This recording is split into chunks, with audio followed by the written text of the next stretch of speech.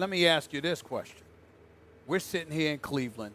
I ain't going to get too deep into the weeds, but I know that J.R. Smith ain't happy being relegated to the bench, losing the starting job to D. Wade. D. Wade is a 3-time champion, but he's not what he was 5 years ago or 6 years ago, and we all know that.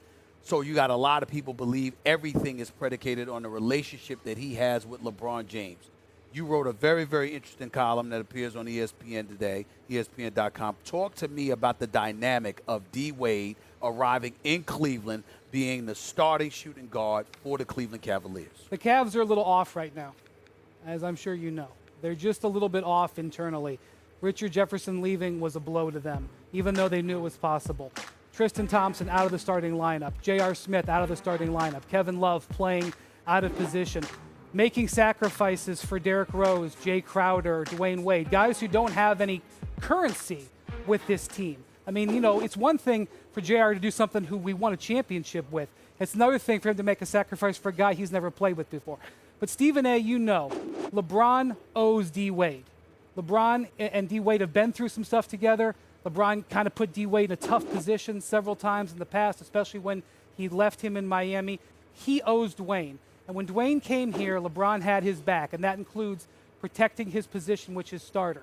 And to be honest with you, the rest of the Cavs, especially J.R. Smith, owe LeBron.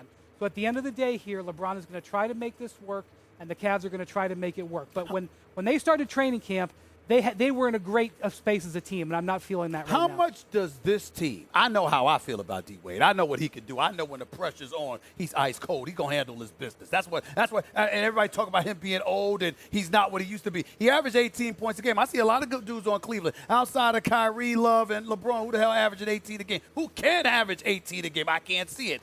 But with that being said, when we look at D. Wade being with this Cleveland Cavaliers team, how much better – does that make them in the end when you talk about them beating Golden State, which is what this is all about?